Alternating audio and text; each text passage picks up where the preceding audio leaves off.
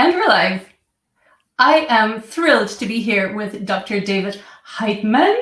Welcome, David, who's tuning in from, remind me what city? Austin, Texas. Austin, Texas. Yes, yes. So let me just officially introduce you, Dave, before we dive in, because you've got an incredible background and I'm really excited to share you with my audience. Whoops, LinkedIn says you're not approved. I apologize, LinkedIn. Okay, we're not live on LinkedIn. Sorry, I just got distracted by a message because I'm sharing you everywhere, Dave. I want to share you with the world. Cool. You're on YouTube apparently as well. I've connected, but yeah. Nice. LinkedIn is going to come later. Sorry about that. Okay, so Dr. Dave is a visionary doctor, speaker, and entrepreneur who uses precision wellness to improve people's daily lives. He's also an expert in biohacking and optimization. Dr. Dave helps people understand their fitness tracker, what their data means, and how to program their health so they feel empowered to live their best life full of energy and joy. I'm excited to ask you all about that. So tune in. You're tuning in with us now to learn how you can work smarter and harder in a sustainable way. Dr. Dave, you have a background. I know you trained as a chiropractor initially, and I'd love you to share, just what I love to know is what led you to where you are now. So you're going to fill us in on on your trainings in between before we dive into your 6 best tips for us to feel more energized and lead our best lives, right? Yeah, for sure. And it's been quite a journey. And the reason why I have the validity to say the ability to find your energy and find your joy is because I've had such an interesting story and I love sharing it. And it's one of definitely climbing mountains and falling down in through the cliffs kind of thing, so to speak. We love those stories. Both literally and I've almost fallen off cliffs a couple of times. But also metaphorically of the journey of my life. So yeah, if we want, we can get started right away. Absolutely. I'd love you to dive in from the beginning of where you think it's relevant about what led you to where you are now. I mean, yeah, thank you. From a very early age, so, there's some moments in our lives where we decide, oh, that's what I want to do, right? Yeah. And for me, mine was in 4th grade. I had actually written this on a piece of paper that I still have, that I wanted to be a professional football player. And it was a conscious decision that I was going to embark on health and wellness. I was obsessed with Bill Phillips and Muscle and Fitness magazine and all of the things back then of what you could get into as a kid. And I was always at the weight room. I was developing strength and conditioning programs. Not in 4th grade, I hope. You weren't in the fitness.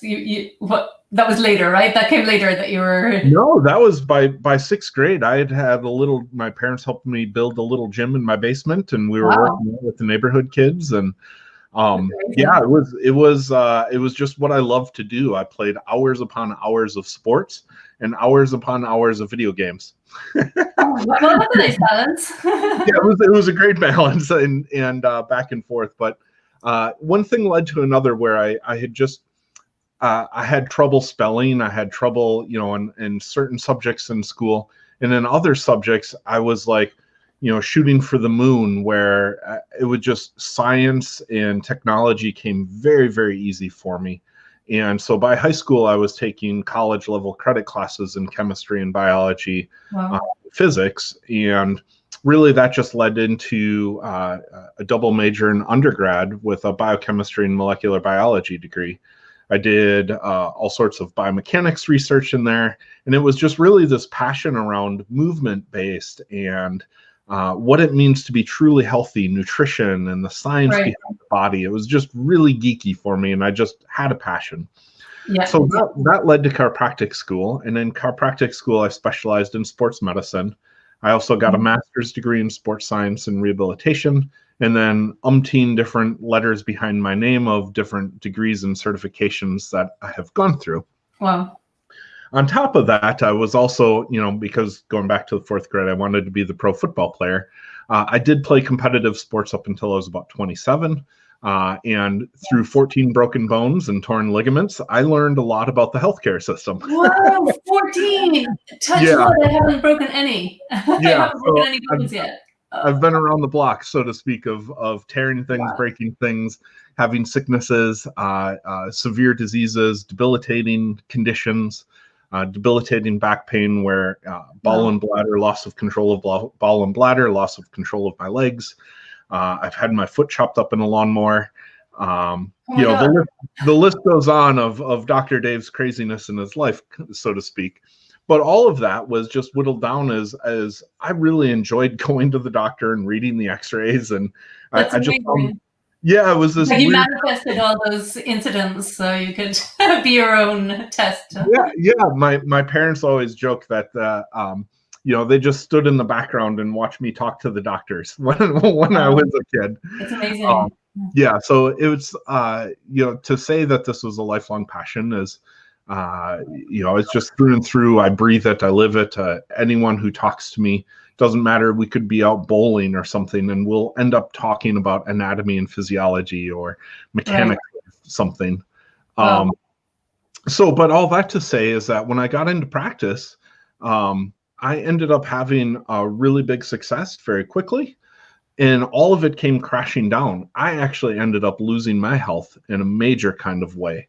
And it was because I was so passionate about what I was doing. I was putting in, you know, well over 100 hours, 7 days a week, trying to grow my business. I Ouch. would start at like 6 in the morning and wouldn't get home until midnight, you know, a lot of times. And then my mind racing at night of how do I help this patient? How do I do this? And I was just not getting sleep. You ran yourself into the ground. I literally ran myself into the ground. I had gained 60 pounds. I was just severely swollen. My joints were painful. I had severe brain fog where I could barely do simple math. People would ask me something about a calendar, like, oh, next week on Thursday. And I literally just would freeze looking at the calendar because I couldn't figure out like how many days in between on the calendar. Right. Were you consciously aware, Dave, at the time that what was going on?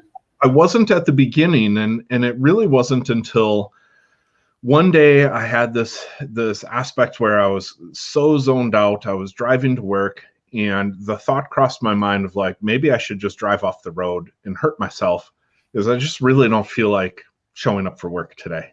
Right. And I hit the rumble strips, and it was one of those things that kind of like snapped me to. And it was almost an immediate reaction in my head of like, whoa, crap, I need help. Yeah. And I had never imagined myself as the, you know, the successful sports player, the successful person. I never imagined that I would need help. Right. And that was that realization. That was that ticking, defining moment for me where I said, okay. And I started opening up the whole personal development world. Right. And, Can I just pause there? Sorry, Dave, because yeah, I'm very passionate about the, you know, that moment where you thought I never knew I would need help. It's like, you know, for the ego, it's not easy, right? But I think it's really important, you know, what you said, because help is available. And I find it really difficult to watch people that are struggling not go for help. And what would your advice be to them? Did you struggle with it, or was it, no, I definitely need to go for help, or was it difficult to? I just had no idea. Like I was completely clueless. And even people trying to make hints towards it, in my mind, I was in such a flow, right? Right. That there was nothing wrong. And it was a complete denial and a complete like wall. And even when I look back at it, to all of my patients, I had just this mask on. I was the happy-go-lucky person that I pushed all my energy into my patients to get them better. Right. Everyone thought that I was like this high energy, lovable type of person, which is why I grew the practice so fast. Yes. But all of that was a defense mechanism to not let me listen to other people who were reaching out to me and saying, hey, you should probably, you know, do something a little bit differently. You're going to eventually crash and burn. And I just couldn't hear it. I just couldn't at all. Until you caught that thought where it was, yeah, I should drive off this road here. And and I think for other people, it's, you know, now that I've had that recognition. So the rest of the story is I went on a very long journey to figure out my health, and that's what I now do professionally for people, is this new way of looking at health was the journey that I had to go through. So I went through all the traditional methods of trying testosterone, and I'll do a candida detox, or I'll switch over to paleo, or maybe I'll sign up for an Ironman. I'm just lazy and I need to get in shape, right? And I did all these things, Right. and all of them made me worse. And so this new system that I had developed from that is what I do now. So now looking back and helping people, I understand that you can't tell anyone to do anything. You have to take them through their self-exploration tools. Yes. And so you have to get them to have their aha moment. Instead of telling them, hey, you're going down the path to burnout, you have to help them realize, well, like, are you finding joy in this? Like, you have to start asking questions. Powerful questions. Powerful questions can change our lives, right? Yeah. Yep. And that's really what it's about. And so that's what I do now too. I mean, shorting this whole conversation up. It's this aspect of how can you dig into someone internally to get them to take action? How can you dig into somebody internally to get? That's great. I love it. Yes, I want to know. Tell me, how did you find the solution, an answer to that question? Well, yeah, like I said, for me personally, and this is also that recognition that everyone is completely different. For me personally, what I had to go through was I had to go through this massive failure. I ended up declaring bankruptcy. Right. And this was a massive ego shift for me, since we were talking about ego. And the decision to make, to go through bankruptcy, well before that, I had started working on the awareness around my ego. And I had come into light of that as kind of the what Tim Ferriss would hope for. I had come across his 4-Hour Workweek book and started reading that. And what I ended up taking out of that was some links to Stoic philosophy. Oh, yes, I remember you. So you and I have a common ground of Stoic. Right. And so I just started reading Stoicism, and it just happened to be that one of my employees was a philosophy major, and he helped guide me through resources and material. And so he gave me like counseling, which was really awesome. And through working through the, I don't know what you want to call it, the process of just slowly opening my mind up to Stoicism, which teaches how to set your ego aside. It teaches that you are in control of your own reactions. And I developed my own motto from all of this, and that it was purely, I'm in control of my own destiny. And that was my motto for a good 2 or 3 years. Everything I did, I asked myself, does this fit into this, or does it not fit into this? And for me, deciding to go bankrupt was me controlling my destiny. It was the thing that was, one, it was logical from a financial standpoint of the things that I'd done. I couldn't physically practice chiropractic anymore because we didn't even get into it, but I ended up having stress fractures all over. I broke my finger in half. My elbow broke in half. My teeth started falling out. Wow. So, you really were getting all the messages from your body that it was time for change, right? Yeah, it was literally smacking me in the face. And and I think what's interesting as well to point out, because this is also more common than we realize, I think that you had a very busy practice, although you had to file for bankruptcy. So from the business side of it, being busy is not the best thing. Working smarter, not harder, right? That's exactly. Yeah, I had taken on way too much debt. People had started taking advantage of me, and all sorts of weird things started happening. The stuff that you hear about in business that you think are just these stories out in the ether, oh, that could never happen to me. And it happened to me. So, Yeah. So then the gift in that, or the opportunity in that challenge, was that you pivoted to what was the next stage? Pivoted to the new me, and the new me had set aside ego. The new me had really started looking for new ways to do business. The new me had started looking for new ways to do health and wellness, because what I realized that I had been coaching people on for the thousands of patients that I had in my office, it didn't work for me. And so how could I change that to help other people? Right. And so I came up with essentially a roadmap for people in different categories. 6 different categories, right? Yeah, the big 6 different categories. Yep. And the concept now that I teach is how to fill your bucket. And if you imagine your energy as the water in the bucket, the things you do from your training program, your business, your family, your lifestyle, all of these things either take water out of the bucket or they put water in the bucket. And everyone is unique. And the reason why I like describing it this way is that filling up your bucket may be reading books, filling up my bucket may be skydiving. And what you need to know is what works for you. Yeah, self-awareness. Yeah, the self-awareness. And then this is what led me to really dive into the biometric devices. I'd already been coaching my athletes with biometric devices because I had so many athletes, and especially Ironman athletes. They all have their Garmin watches. And yeah, I'm really curious to dive in there. Yeah, can we dive in there now, or well, whatever is in flow. Yeah, it's really about, biometrics allows us the self-perspective from an objective data standpoint. And that objective data can really help us understand if we're going in the right direction or not, and match that with our feelings. And that's what no one's doing in the industry right now, is all these devices, they give you a whole bunch of data, and you as the end user don't know how to use them.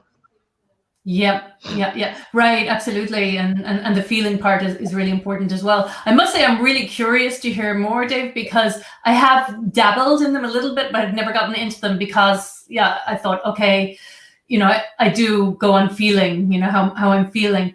But I have been inside your Facebook group called Authentique with 2 I's at the end, which I'd highly recommend everyone to join. Dave gives fantastic advice there. Me too. Yeah. And but what I'm picking up already, it's like, oh my God, I really think it's worthwhile getting all these devices. So not all of them, maybe start. That's what I'm curious, where to start, which device to start with, and what do you think is the best ones for giving us feedback on valuable feedback on our health. Yep. It's a really fun conversation right now because it's a super exciting time for me. The technology curve, people really don't see how fast this technology is improving. I'm on the very innovative curve side of it.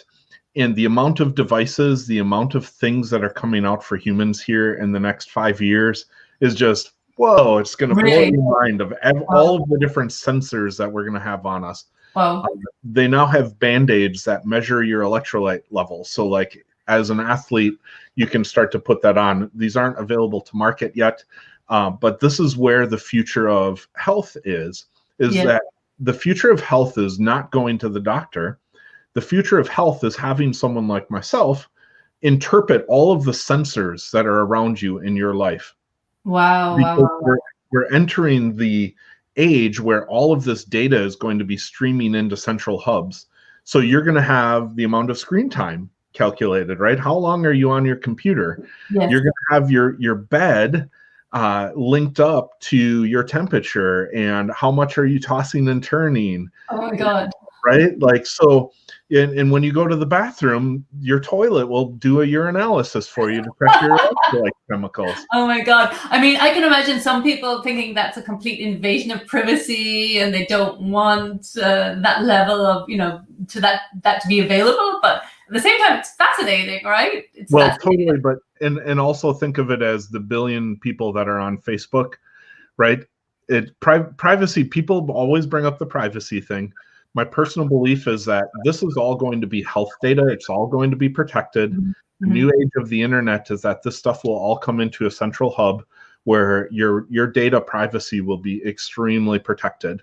and it's going to be helpful. It's going to be way more helpful for you on a daily basis than it is harmful on a long-term basis. Yeah, I mean, I find it fascinating, and I have nothing to hide. I don't care. You know, it's like, Right. conversations, people say, "Oh, it's not private on here." I say, I don't care. I wish I had a more exciting life. They can read my conversations. There's nothing there personally that I worry about personally, but I know that a lot of people do. I do use one app though. I just realized there is one thing I measure, and I'm a bit obsessed with it. It's called the Sleep Cycle app. I don't know if you know it. Yep. I love it. It's like, it's fascinating for me to look the next morning at, you know, how I slept. And last night I forgot to, I thought I had pressed I'm sleeping now, or I can't remember what you pressed, but I hadn't activated it. And this morning I'm like, oh, I have no data. And that's where I think a lot of the focus is right now, is on the sleep. And because it is almost all of the devices do a decent job at tracking your sleep. So they give you really good metrics of, wow, did I sleep okay? Or maybe I thought I slept okay, but my data shows differently. Or my data shows that I got a lot of sleep and I don't feel great. And so what isn't happening right now is helping people understand that dynamic. You basically get, you know, oh, I slept 8 hours. Great. What does that mean? Yeah. And that's what my group is all about, is helping people understand those different metrics. It's also about, it's also about understanding what works well for you. Right. So we may do something like, you know, you wanted some tips and tactics today. Yes. In each of the 6 areas, one tip from each of the 6 areas. Yeah. Let's just say we do in the sleep aspect, we get you to turn off all your blue light devices an hour before you go to bed. So that's no screen time, no television, but that's also your overhead lights. And, you know, in my house, we have LED red bulbs that are true red bulbs. Okay. There's no blue light admitted. And we also have, you know, the old Thomas Edison amber bulbs. Okay.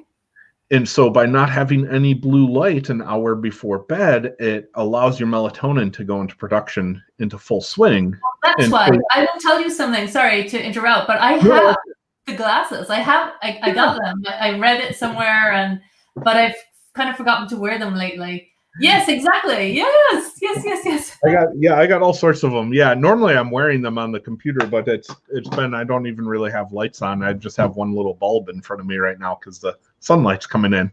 Right. But yeah, blue light disrupts our sleep patterns. And I'm just wondering what percentage, like, is it, you know, is it massive, the difference it makes, or? It's massive. So I live my life in percentages. It's not an all or none for everyone. Some people get affected by blue light. Some people don't really get affected by blue light all that much. It does. So from an evolutionary standpoint, when the sun starts to go down, it turns red. That's a signal for our body to start producing melatonin, that we're supposed to go into our sleep cycle. Okay. Right? So if we constantly leave a blue light on, which is the same as what the sun is in the midday, our body still thinks that it's midday. Oh, wow. Okay. It's so simple. Yeah. Yeah. And some people that's going to affect them more than others. And so for me, it works really well. I can throw my glasses on my computer, and I can work on my computer up until that hour before I go to bed without having any detrimental effects in my sleep. Right. And you know, if I don't wear the glasses, if I keep the lights on, I can see a change in my sleep metrics.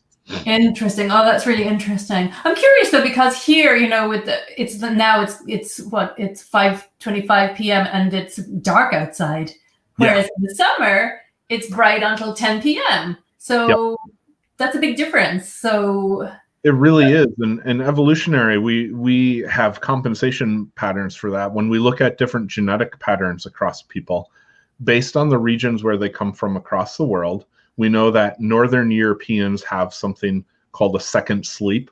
So naturally, what used to happen is we would all go to bed fairly early in the day, and we would wake up in the middle of the night. And, you know, there's all sorts of theories around this on, you know, protection from animals in the dark and things of that nature. But we would be awake during the midnight time frame and then go back to bed early morning, especially with genetics that people who come from deep winter areas.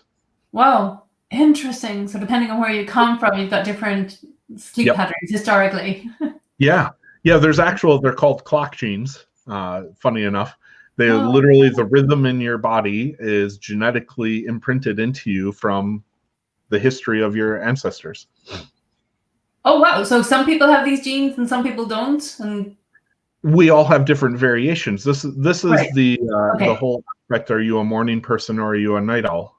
Oh, wow. That makes yeah, for sure. I'm definitely a morning person, but I have a good friend and we joke about it. Yeah, she just said it this morning. She said, how can you be so chirpy in the morning? But that's true. In the evening, I'm like, I go to bed early. And the trick is finding out which one you are. And then once you are that, then designing your life around it so that you can live at an optimal. This is where joy comes in. This is where energy comes in. This is where you wake up refreshed. When you get into that rhythm and you find it and you stick to a schedule, your body will naturally wake up within a 10-minute window of itself. Interesting. Actually, I'm really curious now, Dr. Dave, for clients working privately with you, because I mean, this is all an awareness, really learning about yourself. Is that things that you check with them? Do you have kind of basic things that you check? And is that one of them? 100% my coaching. Yeah, so this is the deal, right?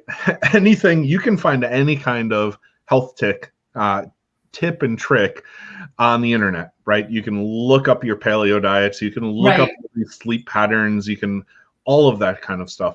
The power of a coach, the power of someone helping you who is an expert in this, is not for them to tell you what to do, it's for them to help you explore yourself. Yes. That is the real power in any kind of... more educated and aware about yourself, right? Yeah, and that's what these devices help with. That's what the coaching helps with, is we should be able to say, okay, do this for 2 weeks.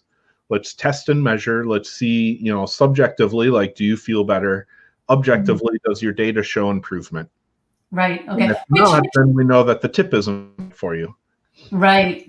Excellent. Which devices would you recommend starting with before we dive into we're already into the 6 tips, but I really would love to know which, for me, what would you recommend I start with? Yeah, they all have their benefits and limitations, of course. And then depending on your personality type too, because some of them are pretty ugly. Okay, no, I don't want ugly. Some of them are fashionable. So really what it comes down to is start with what you're comfortable with.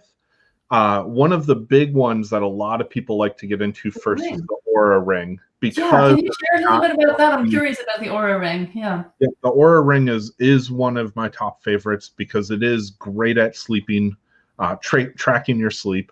It's not as great in the activity category. That's where like the Garmin watch comes in, and or the Fitbit. Yeah, exactly. So they kind of all have their strengths and their weaknesses depending on what you do. For me personally, and the people that I work with, I would rather focus on sleep, because activity is easy to track, and if you're getting burnt out or not, because if you work out too hard, you're going to start sleeping wrong. So you'll still see it in your sleep no matter what. Right. So that's where the Oura Ring, there's a company called BioStrap. I'm excited to try. Amazon just released the new Halo. I haven't been able to try that yet. But all of those are good, easy, wearable sleep devices. The BioStrap one is a very comfortable band on there, and it has one of the highest rated sleep metrics for accuracy. Okay, so that's a strap that you wear on your arm as opposed to the ring. But isn't the ring something you wear, the Oura Ring, you wear it all the time, like nonstop, or? Yeah, Oura Ring wear it all the time. It isn't tracking all the time. It really turns on once you become less active. But almost all of them you can take on and off. Right. Okay. Depending on what you want to do with it. Yeah. Interesting. And then just prices around. They're all around. What I think I checked the Oura Ring is about, was it $200 or something? Yeah. So it literally goes. The new Halo that Amazon releasing is only $69, and it's going to be like $3 a month after that. Oh wow! The Halo, is that a ring or a bracelet or that's a watch? Yep. A watch. Okay. Yep. And then the prices of these go all the way up to like $5,000 and $7,000 for the high-end Garments and things of that nature. So it's the full price spectrum. Average is the $200 to $500 that gets you, most of the different devices. But like I said, in the next 5 years, all of these things, like every 6 months, there's new devices coming out and the prices are dropping. And, the beauty of where we're going from a technology and manufacturing standpoint is the cost of these things are going to come down to almost nothing. Nope. Either you froze or I froze.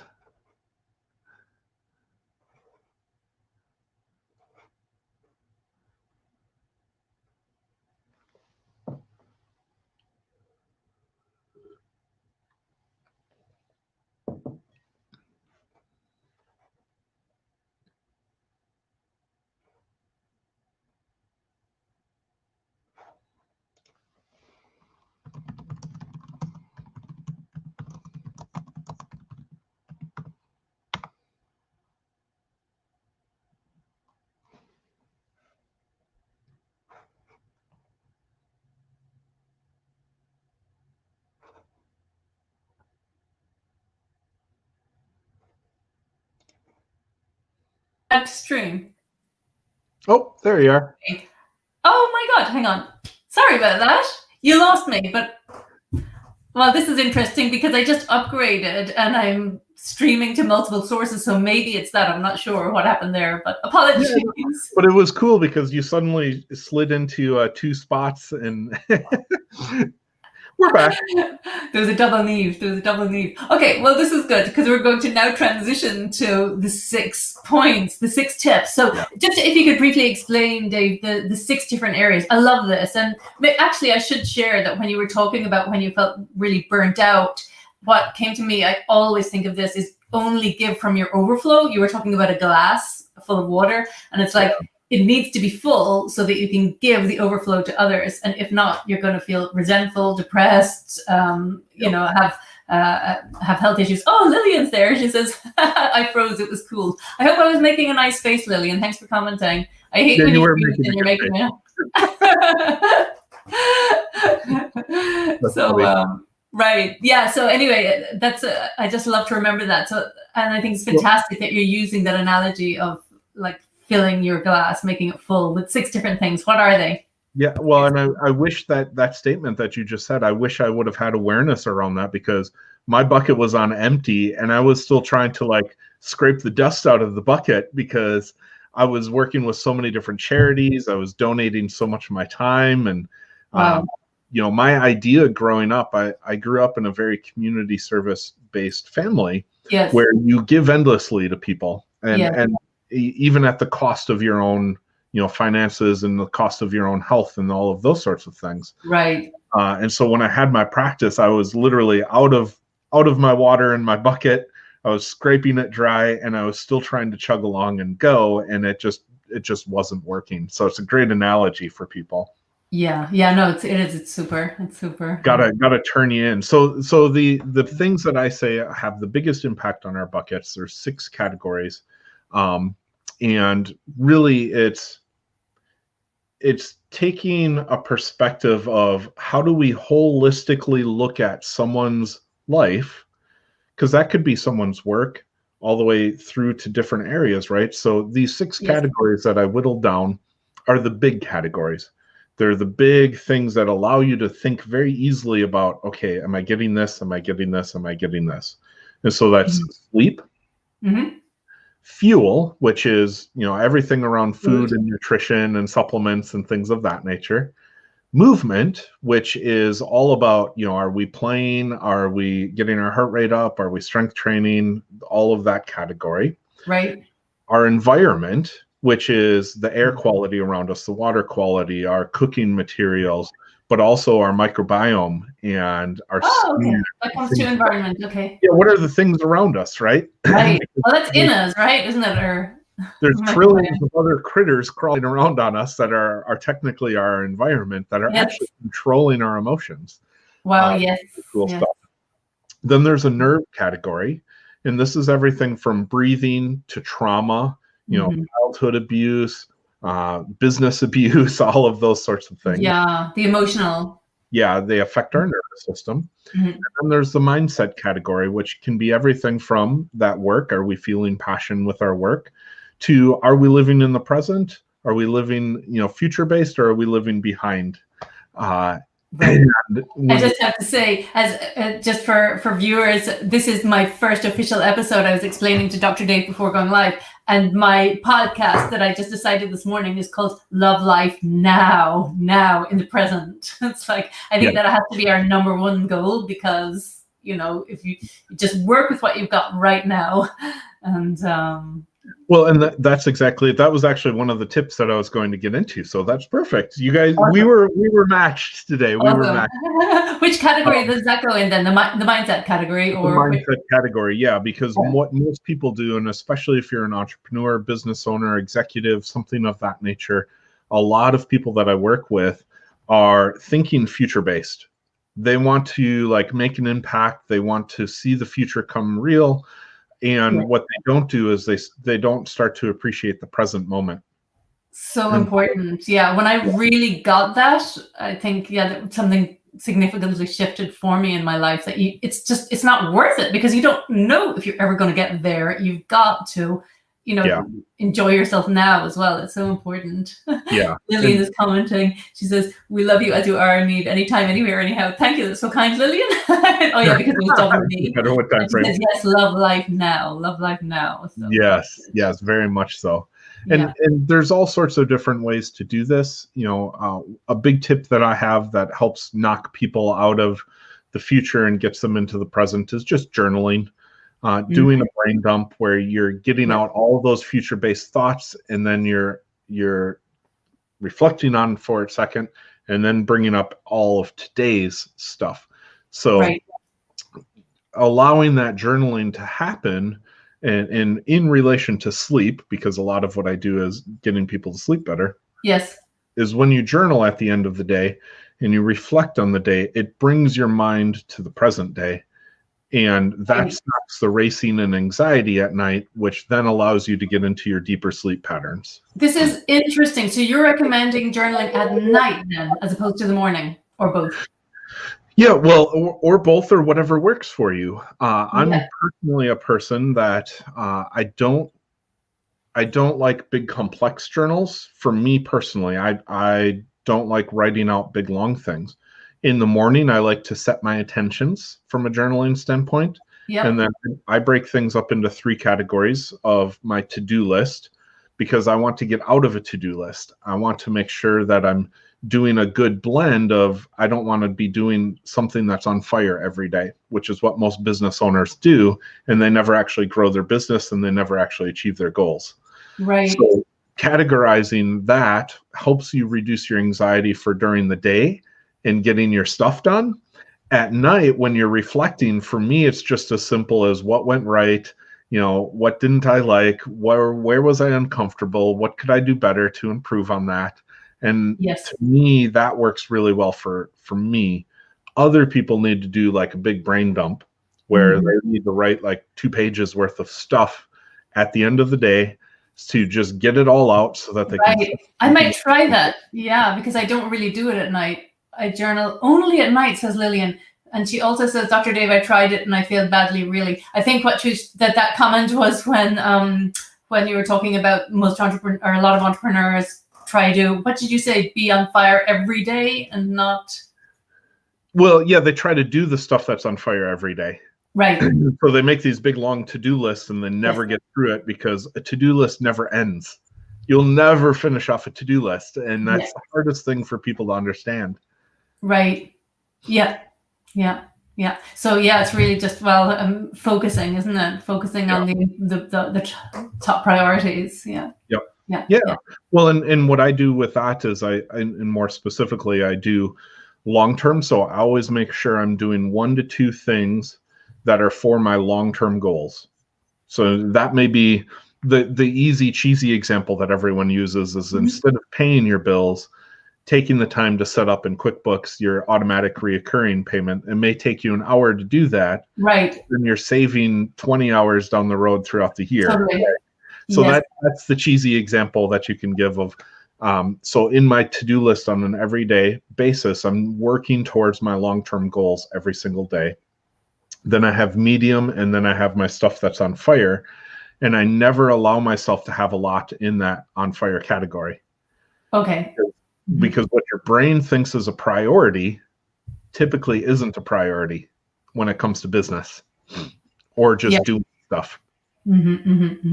Yeah. Right. Actually, I'm just reminded of that, analogy where we're constantly firefighting, like putting out fires, and the stress of that we're in fight or flight mode, as opposed to taking care of ourselves. And that's something that I think I got as well, that I say that as well.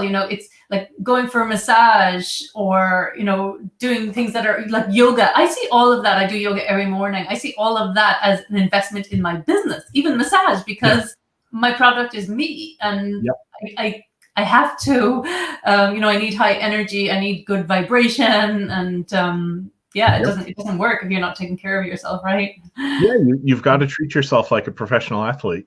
Yeah, right. That's a good analogy. Right. Okay, so we have journaling, which goes in the mindset category.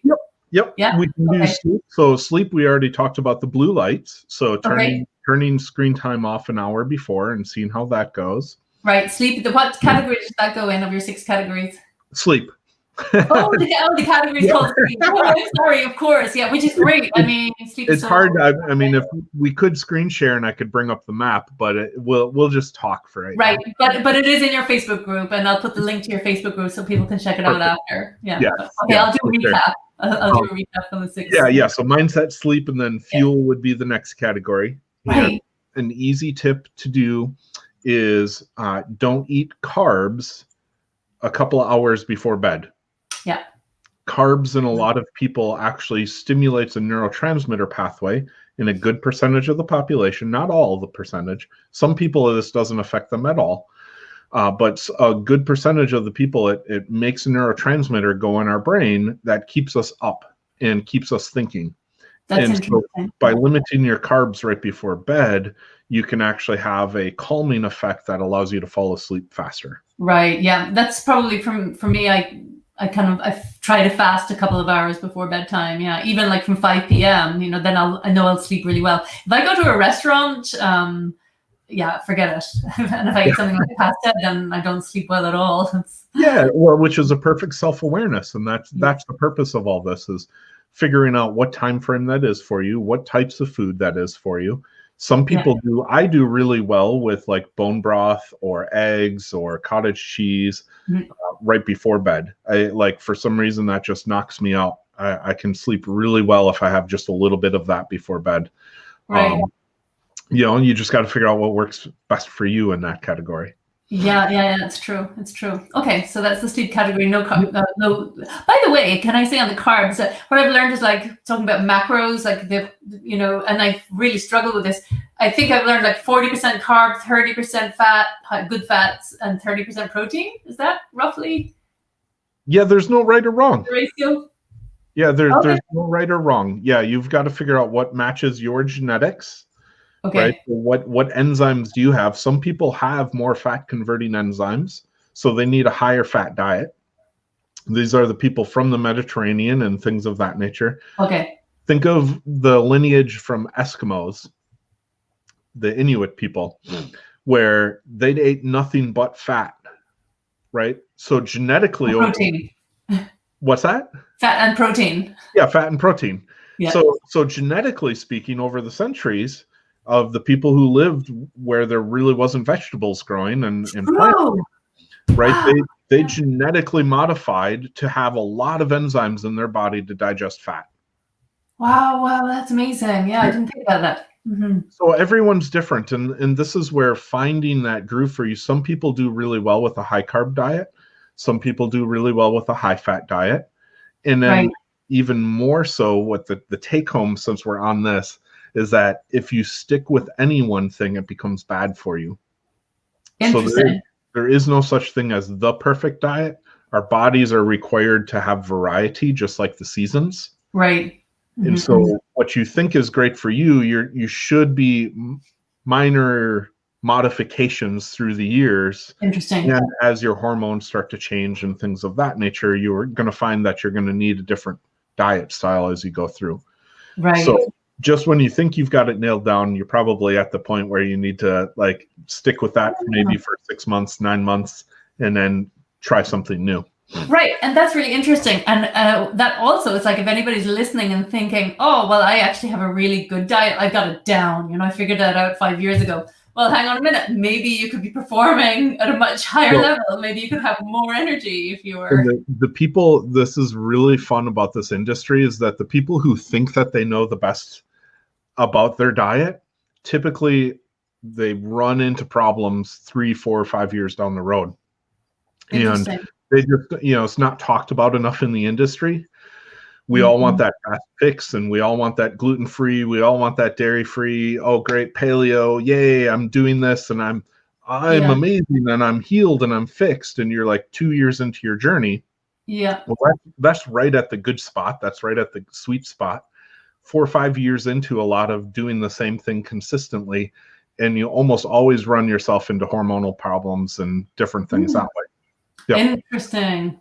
Really interesting. Yep. Wow. So, but there's a cognitive dissonance that people have where they're very proud and they fight tooth and nail that they're doing the right thing, and you can't tell them anything otherwise. Yes. Right. Yeah. There's a lot of ego involved in that as well, isn't there? Very much ego. Yeah. Because they're very proud of the health journey that they went on. Yes. And that's really cool. And I support that. Yeah. Yeah. I mean, I just find it fascinating because I just find that people can be very adamant. My way is the way it works. I know. And one will be vegan, one will be vegetarian, one will be carnivore, you know, and it's like, and they all say this works, and they have all the scientific evidence that backs it. It reminds me of something else going on in the world right now, but we won't talk about politics, but it's like, I know, I'm right. And it's interesting. It's the exact same thing. It literally is the exact same thing to the brain. It's the primal engagement. That is the way our brain is wired, is that we have to have this polarization. Most people can't be stuck in the middle of their thought processes. They have to have a polarization. And so that's why politics, religion, and all of these things that there is no answer for. Yes. People become polarized and adamant towards their one side. And that's just, you know, in a really good sense, it's why we've evolved the way that we have. Is so why we've survived. Because if we sat around and questioned everything, we probably would have been eaten by the saber-toothed tigers or something like that. Right. Yeah. It's really interesting, isn't it? If you take a step back, you think like, come on, guys. There's truth in everything, right? Yep, exactly. Yeah. So okay, sorry for sidetracking. I could chat to you all evening. It's very easy to get sidetracked on all these conversations. Yes. The next category would be movement. Okay. And so movement, we always have to have a blend. And for this one, I'm just going to select an awareness. There's 4 categories in the movement. There's play, which includes recreation and things of that nature. Okay. But just having fun and joy with what you're doing. Right. Then there is movement. So it's movement and then movement. Yes. These are like the yogas and the Pilates. Then there's heart rate increase. So I'm trying to get that into the screen. Yes. There you go. And then there's strength training. Right. Yes. You have to have a blend of all 4 in order to actually be healthy. So the common thing that people miss out on is if you're an Ironman participant, you typically only do the heart rate category, right? You maybe stretch, or you maybe go to that yoga class that is geared towards Ironman participants, but you're not really doing true movement, or you're not truly doing play. You're just doing the heart rate thing. Right. And you miss out on all the other categories. Same thing with a lot of yoga people that I come across. They forget to go play. They forget to strength train. They forget to get their heart rate up. But I love yoga. It's like playing to me, you know. Well, it is, but for you, then a balance point, and this is where the flexibility of this category really comes in, is that let's just take walking as an example. You could walk for fun, which balances your nervous system and creates a whole different effect. That would be in the movement category. Right. I walk my dog, which is fun. Yeah. Or you could try to walk up and down a hill and really get your heart rate going, right? So that would be a heart rate activity. And so there's a lot of flexibility. You could be doing yoga, and especially now with the American commercialized yoga classes here, where you're like hot yoga, lifting weights, all at the same time doing yoga, and it's not, it's whatever you want to call it now. Yeah. But you just get locked into these one certain things, and you're forgetting about the other stuff. So if you're doing something like that, you need to remember to go kayak. You need to remember to go like have fun doing something different. Yeah. Swim in the lake. That's what I'm doing for fun with friends at the moment, is swimming in the cold water, I think. But I am aware, I didn't realize, I mean, I only learned this more recent years about how important at every age strength training is, even, in your 70s and your 80s, to lift weights. I tell my mother, it's like, get some weights, some light weights. And it's really... Well, I would counter that and say heavy weights. It's much more effective if you do like 1 day a week. A lot of times this is what I do for people, is I get them 1 day a week for half an hour, try to lift as much heavy stuff as possible. Go to failure. Yeah, well, and not even that. That's one strategy. The other strategy is just like, go pick the end of your couch up, or go carry a rock across your yard. Right. Yeah, true. Absolutely. Yeah, that makes sense. Awesome. Okay. So that's the movement category. The next category is environment. Yep. And what I'll say about that, because it's a pretty big complex, but making sure your water is filtered. There's so many chemicals in just tap water and things of that nature. Just, get some sort of water filter for your house. Right. That's a really good and interesting point. I mean, I live in Switzerland, and I think our water quality is pretty good here. Like, I think, doesn't it vary country to country, or do you think just it sucks in every country? It massively varies from country to country. And so there's two big reasons why I say this. One is that whatever the standard is for your area, even in America, from city to city, they have different variances on what they allow in. But all of them think of all the pharmaceuticals, think of all the hormone disruption things that are at acceptable levels according to whatever your government standards are. Those still affect you. Yes, that makes sense. Yeah, so I have a Brita filter, like just from the supermarket. I don't know if you're familiar with that in the US, but yeah, so that's probably a help, but not. I know the top of the range is, what do you call that again? Oh, it sounds like Garmin, but it's not. There's the Berkey. Yeah, Berkey is like the worldwide company that. Okay, no, it's not that. There's another one, Tangen or Gangen or. Kangen water filter. Kangen, yes, that's it. That's kind of the top of the range, no, isn't it? That's well, that also does. That makes it alkaline. So that's something different, but they do go through a filtration process as well. So that filtration process in that is what I'm talking about. Right. Okay, good. So getting all the crud out of your water that the sewage treatment plant puts into. Wow. Okay. This is a really great point. Thank you. That's something I'm going to be more. Yeah, because I drink a lot of tap water as well. In Switzerland, I kind of, I don't know, I feel like it's safe, but most governments have to treat it by law. So they add chemicals to it to kill other chemicals, but all that stuff leaves residue in it, and a certain percentage of the population is going to be sensitive to it. Right, that makes sense. The second big thing, and this is what it was almost never talked about, and I'm fortunate I had one of my patients was he was an entrepreneur and he owned a big water business, but he worked regularly with the city government and officials.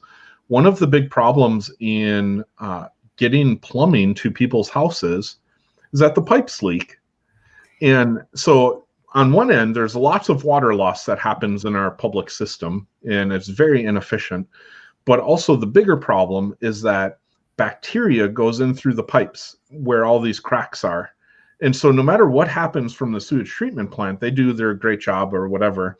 The pipes that are going to your house, if they have any cracks, which almost apparently 20 or 25% of them do, you're getting things like E. coli and stuff like that into your system. Not enough to make you sick where you're physically like, how did I get E. coli?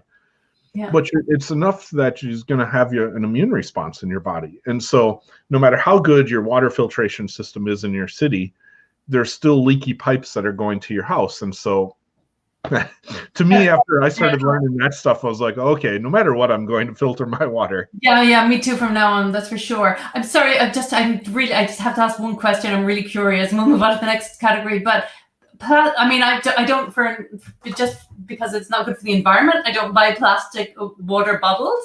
But I'm curious about, right, yeah, but I'm curious because doesn't it leak anyway into the water? Or I know if you leave a plastic bottle of water in your car, that it definitely leaks. There's all different levels of chemicals that leak in, and even the BPA free ones, you know, if you set them in the sun and things like that, there's going to be stuff that I personally think when they say something is safe, you always have to remember that life is about percentages. And those percentages are going to affect a certain percentage of the population.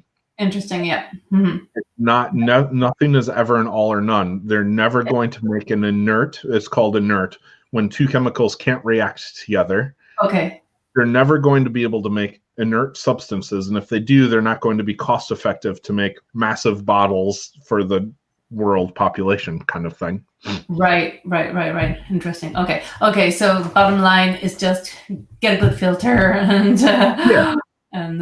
don't drink tap water. Yep. So that's that category. And then the last category would be nerves. And in this category, I'm just going to talk about the simple fact of breathing through your nose is going to actually create a chemical response in your body that allows a balancing of the nervous system and allows your brain to relax, which then in turn gives you more energy. Yes, this is a great tip. I know about this one, keeping your mouth closed, basically, isn't it? Yeah.